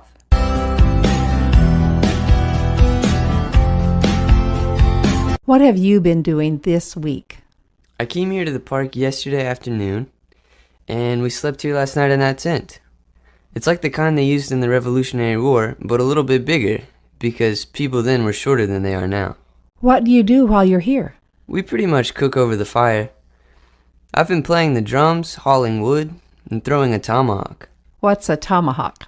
It's kind of like an axe. It's got only one sharp edge. You try to get it to hit a target. Are you good at that? Oh, yeah. What kind of a shirt are you wearing? It's a shirt they would have worn in the 18th century. How about your shoes, your socks? Yeah, everything I'm wearing is like clothes they wore in the 1700s. How long have you been doing reenactments? Pretty much since I was born, because my parents are reenactors. We go at least once a month, pretty much all over the state of North Carolina. What did you do the rest of the week? School. Monday we had marching band practice. I play percussion, the tenor drum. Tell us about marching band. There are 91 of us in the band. While we march, we play music and do different formations and stuff. We have formations like boxes and figure eights. We play in competitions and at football games. We've won 41 trophies in competitions. Tell me about your dog over there. Oh, he's a German Shepherd. He's 2 or 3 years old. We found him while we were at a reenactment. He was hungry and didn't have a home, so we took him home with us. When we got him, he weighed 60 pounds, and now he weighs 125 pounds. So he was pretty hungry and thin when we found him. When I wait for the school bus, he goes to the end of the road and waits with me until I actually get on the bus before he goes back to the house. He comes out to the end of the road right about the time school gets out and waits for me to get off the bus. Then he walks home with me. Is there anything you'd like to say to kids in other countries? I guess hi.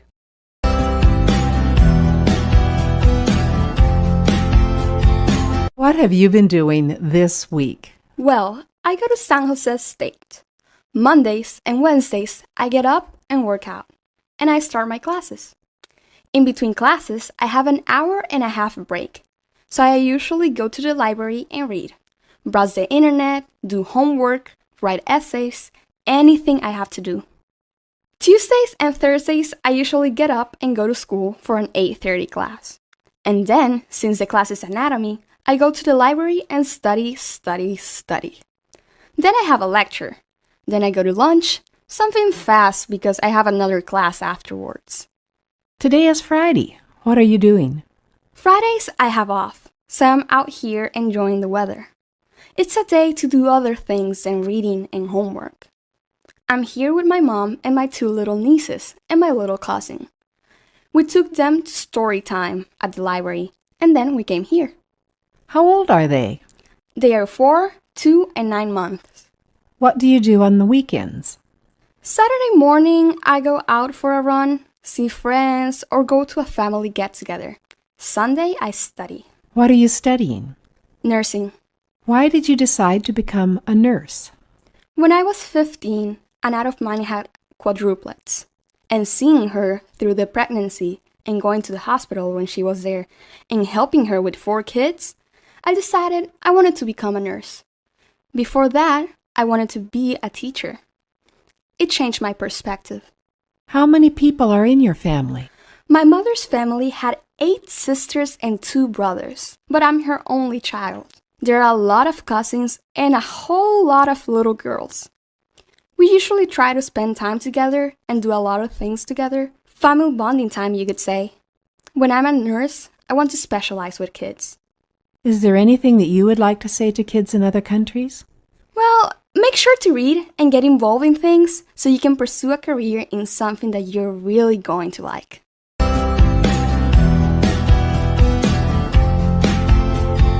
What have you been doing this week? After school today, we came to the park. 2 of us are playing baseball, and 2 of us walked around making videos. Why are you making videos? Because it's fun, something to kill time. We put them on YouTube. What are you doing in school this week? CST preparation. That's California standardized testing. Everyone in 2nd through 11th grade takes the test. It helps decide what classes you get to take next year. The preparation helps us get ready for the test. What do you do on weekends? Go to the mall. Buy clothes. I play video games. I go on the computer a little. Sometimes I hang with my brother, or I hang out with my friends. How do you get money to buy clothes? From Mom. I have a job painting. I paint houses on weekends with my uncles, and when I get money, I use it to buy clothes. I work at East Oakland Regional Park. We go and paint benches, pull up weeds, make the park cleaner. I get money and then I buy clothes or food. I'm a junk food junkie. Or I might take these friends to the movies. Is there anything you want to say to kids in other countries? Stay safe. Have as much fun as possible. Learn to turf. It's a kind of dance. Don't go to the bad stuff like drugs or alcohol, or war. Admire the little things.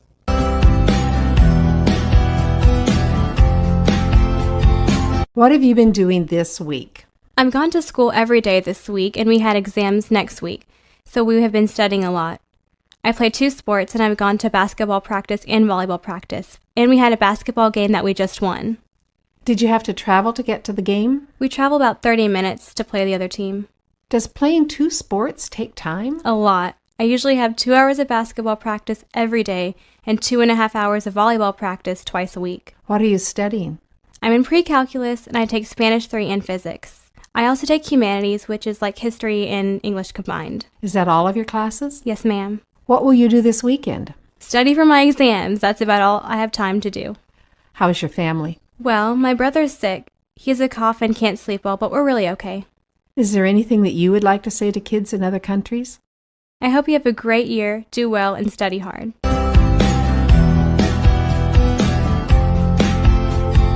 What have you been doing this week? Well, in school, we're having a lot of new math and stuff. And we took a couple of tests this week also. What's happening outside of school? Baseball's about to start, and I'm really ready for that. I'm in a pony league, and it's recreational. It's not a very big league. What you do is your parents sign you up and pay a little money for you to play, and it doesn't cost very much. Basketball season just ended, and I was playing that. There are a lot of other teams in that league, and my birthday is in 4 days, and I'll be 14. How will you celebrate? Oh, I don't know. I'll probably go play laser tag or something. I think your parents are divorced. Is that right? Yeah. I live with my mom normally, and every Thursday I go to my dad's for the evening from 6 to 9. Every other weekend I go to my dad's house and stay from Friday to Sunday, and then I go back to my mom's. What are you looking forward to? Baseball. And I'm kind of excited to go into high school this fall. I'm probably going to take a class called Scientific Visualization and Graphics. It's really cool. You can learn how to make video games and stuff.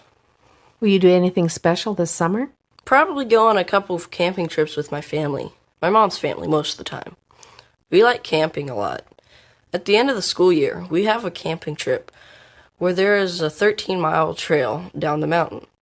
We camp for like 3 days and then go hike down the trail. It's pretty cool. Do you know what you'd like to do after high school? Not really. I have a faint idea. I'd like to go into science or engineering. We did a career finder thing on the computer at school, and it suggested science or engineering for me. The first 4 careers were all kinds of engineering. The 4th was nuclear engineering. Right, as if I'm going to handle nuclear bombs or something. Is there anything you'd like to say to kids in other countries? Just hi, I guess.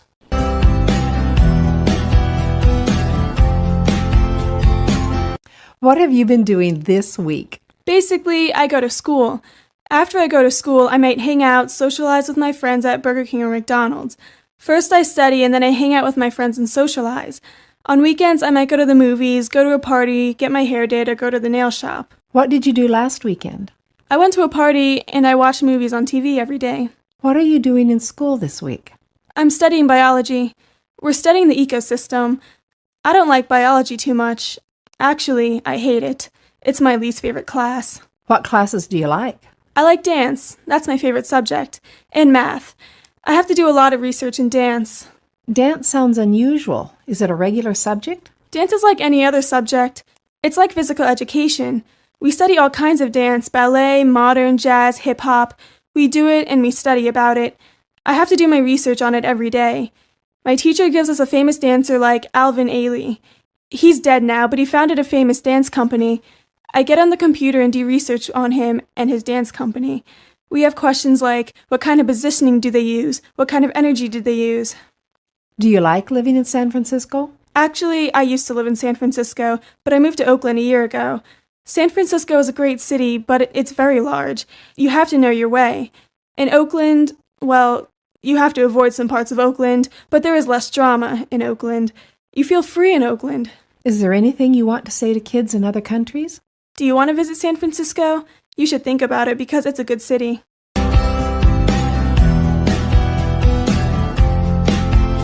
What have you been doing this week? I've been sort of preparing for finals, finishing up work, trying to balance the things I need to do with the things I should do.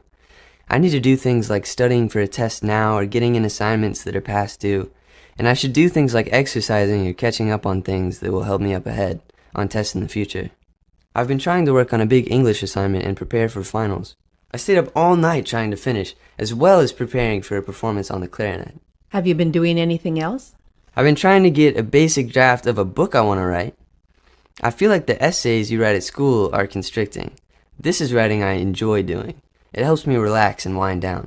What do you want to do after high school? After high school, I want to go to a university and get a doctorate in some kind of science.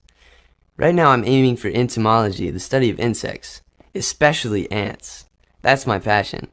I'm really interested in the complex societies they form and how they work together. If you want to get me talking, ask me about ants. They have really complex and diverse societies. They're the most complex of all animal societies. It's ants, not elephants or primates or monkeys, that are the closest to human societies. I know that when you were small, you had serious health problems. Your parents had to take you to the hospital really fast many times. Is that still true? I still have health issues. I have allergy-induced asthma. That means I have allergies that sometimes make it very difficult to breathe. It limits me from doing activities or going places sometimes. It's just a part of my life. I live with it. Are you doing anything for Martin Luther King Day? I'm probably going to study with a friend because I have finals right away. We had a powerful assembly program at school. The African American Student Community Group gave a serious eye-opener on how bad it was at that time period. A lot of people were disturbed by it. Is there anything that you would like to say to kids in other countries? In the end, we're all human. It's good to have an identity and celebrate your history, but in the end, we're all human.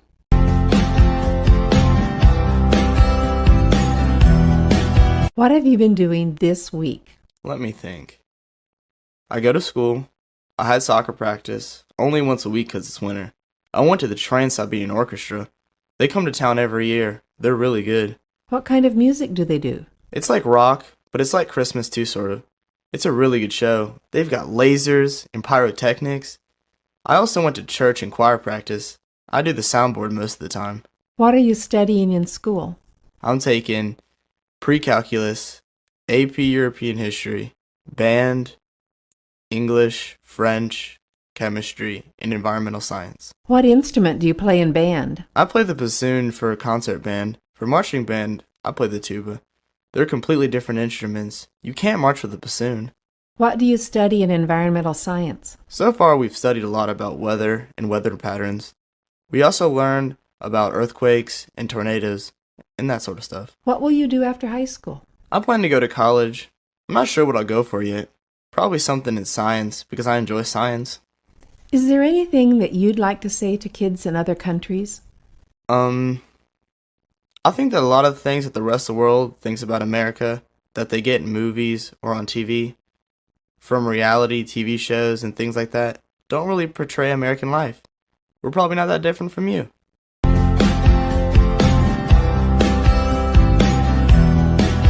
What have you been doing this week? We haven't been doing a lot at school because it is right before the break, so we don't do a lot. They try to squish in a lot of tests during the week before we get out so we can start a new unit after the break. So I had a math test and a science test. In orchestra, we've been learning new notes. how to read them, and how to do them on the instrument. What instrument do you play? I play the viola. Is there anything else happening? I have a guitar lesson this afternoon, and Christmas is coming very soon. On Christmas, most of my friends wake up in the morning and open presents, but my family doesn't traditionally celebrate Christmas. We don't have any Vietnamese holidays in this part of the year, so we just celebrate Christmas for the fun of it. We don't open presents in the morning. We prepare food all day, and then my family and friends come over, and we open presents at night and eat. We usually make Vietnamese food, and sometimes chicken wings too. Have you been buying and making presents? I usually make cards or homemade gifts, but this year I haven't had time. I had this test in language arts a couple weeks ago, and I failed it. I got really upset, and I asked the teacher if I could have a retake. At first she said no, and I started crying because I knew my mom would get really upset. So the teacher let me take a retake. So I've been studying. I got 100 on my retake. What do you study in language arts? We learn parts of speech, grammar, and do presentations in class. Recently, we made a parody of The Night Before Christmas, and we presented it today. Anything else? My birthday's tomorrow, so I'm having friends over. We're going to have a sleepover. We'll go ice skating, and then we'll go rent movies, and we'll go back home and watch them. Is there anything that you would like to say to kids in other countries? Let me think. You should work hard for your future, because it'll pay off.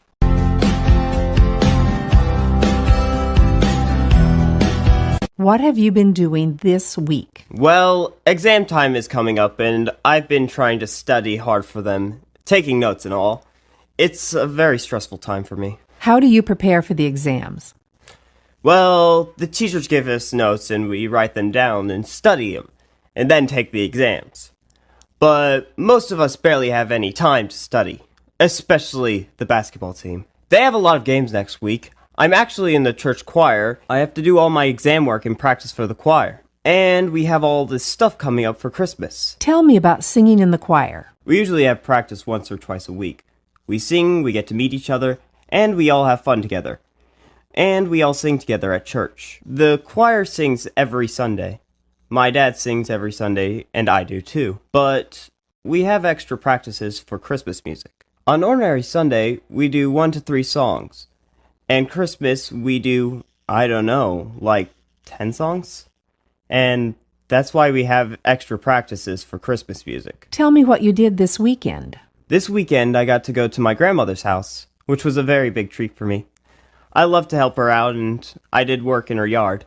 I got paid for it, but I'd work without pay any time she wants me to, because I really love her. Tell me about her. My grandmother is very sweet. She helps a lot of people. She's a Methodist, so she goes to the Methodist church every Sunday. She helps anyone who is in need. She has 2 sweet dogs, Belle and Ella. One is a golden lab, and the other is a mixture. She has the best cooking ever. Her cake is wonderful. Her pies are fantastic.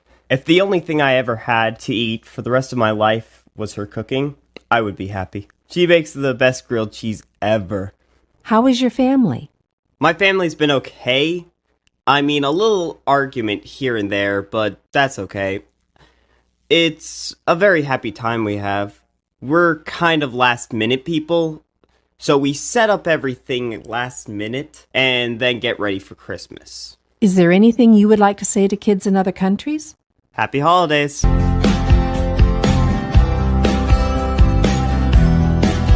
What have you been doing this week? Well, I've been going to Glee practice to perform for a winter concert. I've been doing a lot of homework, and I'm going to piano practice later today. Tell me about Glee. It's this group of people who sing and dance the songs for the season, or whatever we like. Songs from the 50s, back in the past, or modern music. We have a teacher who leads us. It's an after-school activity. The regular class in school is chorus. Glee is an additional activity. What classes are you taking? Well, I take Algebra 1 and Advanced Language Arts and Science and Social Studies, Chorus, Technology, and PE. What are you doing in your piano lessons? Well, right now, I'm just a beginner, so I'm studying how to play. Why did you decide to study piano? I see how amazing the pianists are and how they're really good at playing these amazing pieces. So I decided to learn how to do that. Did you celebrate Thanksgiving this past week? My sister and I celebrate Thanksgiving with our family that came around the state. Some of our cousins are in college and they came. We ate turkey, of course, and corn, mashed potatoes, gravy, and these special Vietnamese chips. They're hard to describe, though.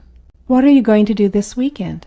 I'm going to my temple and practice dancing for Vietnamese New Year. It's in February. I go to, a Buddhist temple. We have lots of different celebrations. How many people in your family can speak Vietnamese? Basically all of us. The kids are kind of losing the Vietnamese culture, so we're trying to keep it up and keep up with our Vietnamese. Do you know what you want to do when you're an adult? I really don't know. I'm still trying to decide, but I want to do something that helps other people. Maybe a nurse, but I'm not sure. Is there anything that you'd like to say to kids in other countries? Well, keep learning and have a good education so you can have a good future in life.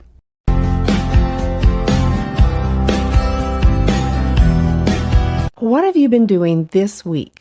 Well, this week my cousins came down from New York and we celebrated Thanksgiving at my house with the other side of the family that is in Charlotte. We had a turkey and everybody brought something like a dessert and we all just sat at the table and had fun. And afterward we played games. Are there any other foods that are Thanksgiving traditions for your family besides the turkey? We always have my grandmother's broccoli and cheese casserole, which sounds gross, but it's really delicious. We had mashed potatoes and sweet potatoes. My mom made her amazing orange cranberry relish. And this year we also had ham, which was different. We also had pecan pie and pumpkin cheesecake. What kind of games did you play? Well, this year we played Wii basketball and tennis. Did you go shopping on Friday? We went to Charlotte because it's my aunt's birthday, so we hung out with them for a while and watched the football game between Auburn and Alabama. My mom went to a bookstore for a while, but we didn't do any other shopping. What have you been doing today? Well, my dad and I went for a run together, and then we decided to stop and take a break here to get something to drink. It's a little cold outside. How far do you run? Well, it'll be 5 miles after we run back home from here. Did you do anything else this week? Well, I saw the new Harry Potter movie, which was very good with a lot of my friends. Tonight, I'll babysit my little brother and my sister so my parents can go see the Harry Potter movie together. Is there anything that you would like to say to kids in other countries? Well, I don't know if we're that different or not, but it doesn't seem like we are. I would like to say, well, good luck and have a good time with your life.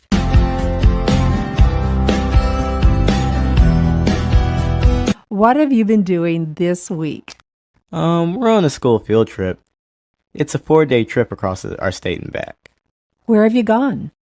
We went to UNC and learned about the basketball history and their star basketball players. Then we went to Somerset Plantation and we learned about how they treated the slaves and how they made candles and wrote. And we learned about the owners too. Then we went to the Blackbeard Museum and we learned about Blackbeard, how he became a pirate and how he died and what his battle style was. Then we learned about the Wright brothers' history. That's today. Before we came on to the trip, we built replicas of their gliders at school. We researched what they flew and how they flew and what inspired them. Are you doing anything just for fun, or are all your activities educational? Tonight we'll have a dance, and last night we went bowling. Do you have any special interests? I like sports. I like basketball, and I'm on the school baseball team. What are your plans for the future after you finish school? I want to be a zoologist. I want to study animals, and I might be like my older sister and be a photographer and take pictures of animals too. Is there anything that you would like to say to kids in other countries? You guys are going to get there. Just keep working hard.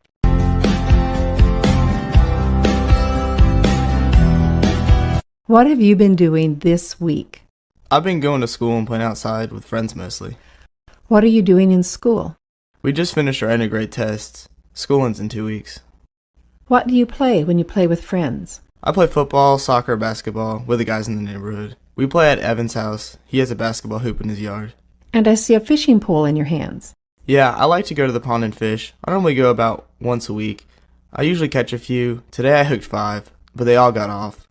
But I did catch 2. It really keeps you going. It makes you think, I really want to catch that fish. My dad loves to fish, so he taught me. I don't think you've always lived in this neighborhood. Is that right? Yeah, we lived in Switzerland for 2 years. I liked it, but I like it here more. There's more stuff to do here, more entertainment. But it was fun in Switzerland. Did you learn a new language in Switzerland? I already knew Swiss German because my mom was from Switzerland. I learned it when I was 3 or 4. Is there anything that you would like to say to kids in other countries? Hello from America.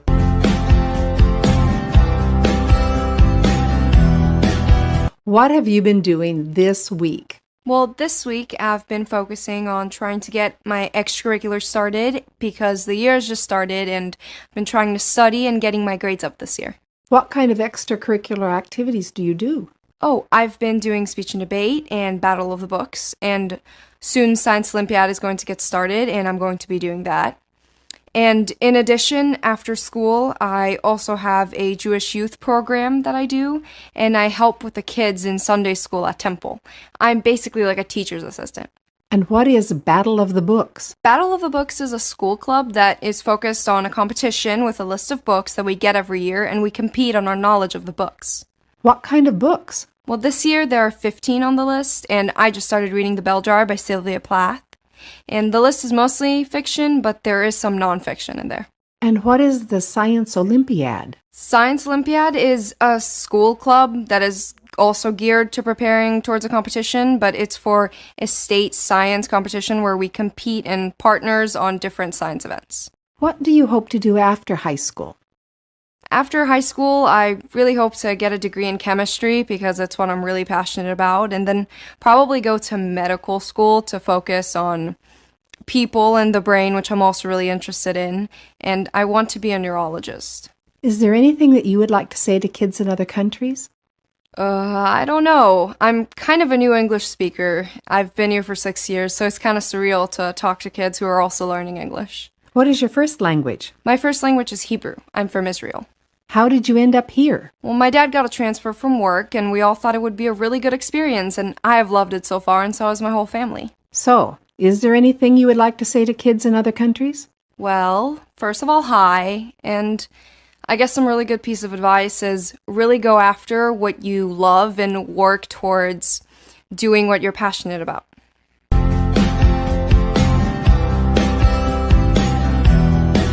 What have you been doing this week? Different week than usual.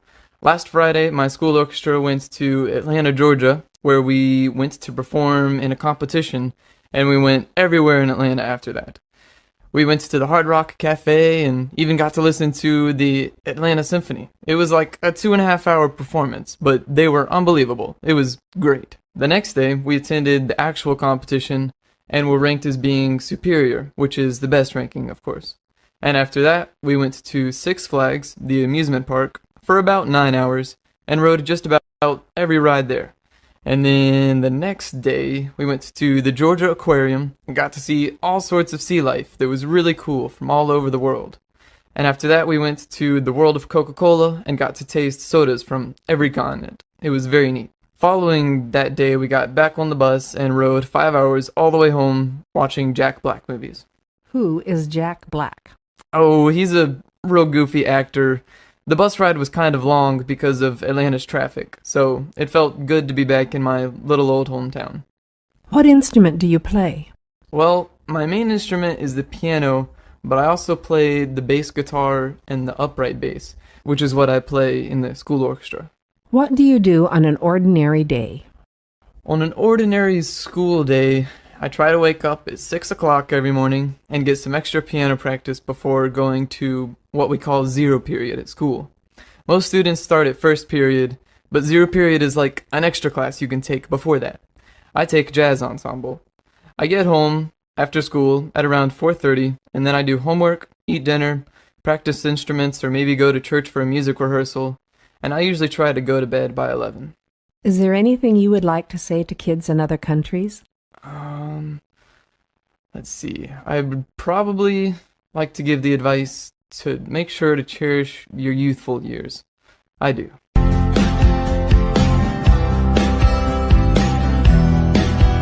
What have you been doing this week? Well, this week I started with having a day off on Monday, but I've been doing a lot of calculus homework the entire week. I was lucky enough to go to a conference today on women's philanthropy, and I was so excited to meet a lot of people who are involved in supporting many philanthropies which deal with feeding the hungry in my area.